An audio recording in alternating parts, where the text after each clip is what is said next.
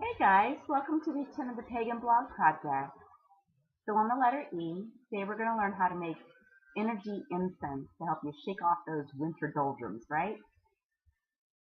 Involves few ingredients, minimal effort, actually basically pretty freaking easy to do.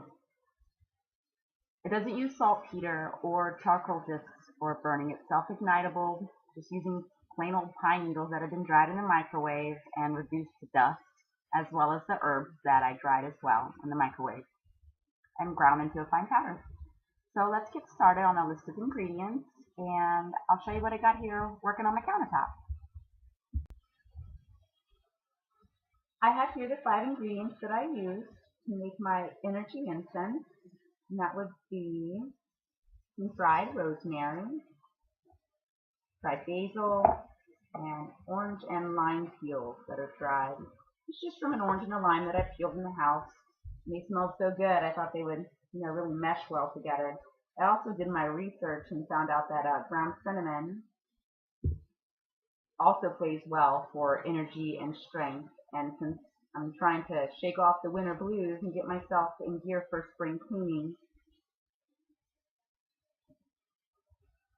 these all played well together, and they all smell very, very wonderful. Oh my goodness, the aroma is just almost intoxicating.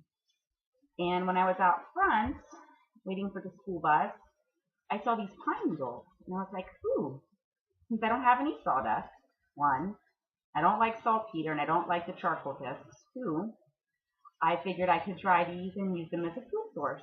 So that, we say, is how it all became history, right? It ended up turning into something very, very wonderful. The next thing you might need is a sifter to sift all the big chunks out to pop back in the blender and whir around until it is a fine dust. Anything you miss, you can always use a stone or your mortar and pestle. I haven't been able to use my mortar and pestle for a while now since I had my wisdom teeth removed. That porcelain sound makes my whole head ring. So I've been using rock and glass. You could even use a wood bowl with a rock. And I just grind it around until it's absolutely a fine dust. Because anything that's a fine dust, I think, is going to burn better than having big chunks catching on fire or maybe popping out of your censer at you. Which brings me to the censer.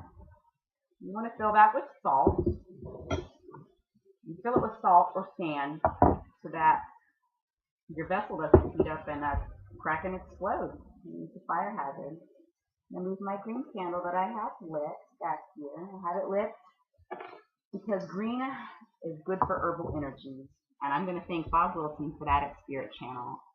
I do love my YouTube tutorials, and watching his tutorial on making incense greatly, greatly improved this recipe, as well as Annie at Mirth and Reverence, which is where I got started, and Inner Light Seeing. All YouTube tutorials. Definitely can go on there and look up incense, or maybe look them up by name if you want to subscribe or something, which is what I do. I like to subscribe to people who do awesome stuff. And after you whir it all in the blender and you mix it all up in your bowl and all blended together, that's when I like to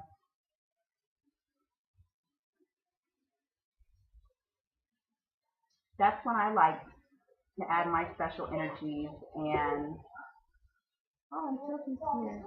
Sophia, you need to scoop, please. I'm making a video. Out. No. Turn around. Go pee. Go on.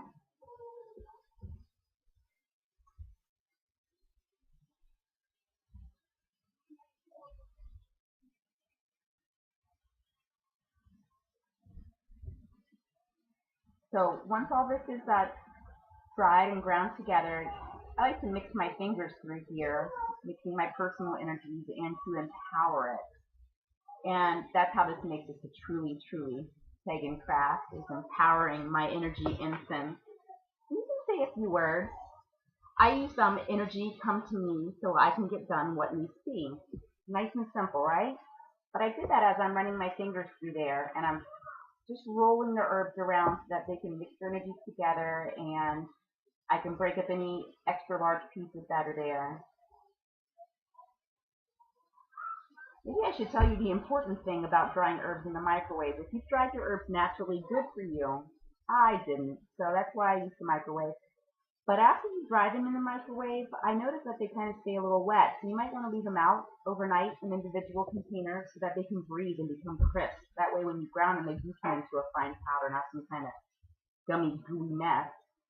And what you want to do once you have it all ground up and ready to go is to place a bit of it on the salt. I'll put a nice little pile here so you guys can see exactly how this will burn.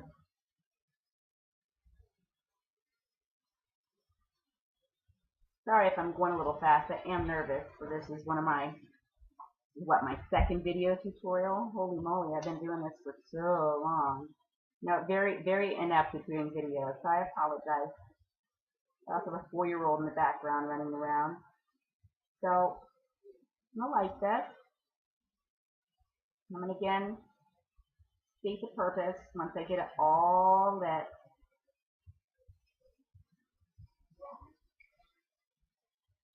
Once it's lit real fine and smoldering, try one more time.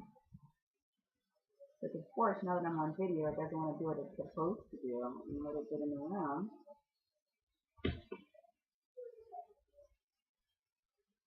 I'm going to light it, and it starts to smoke.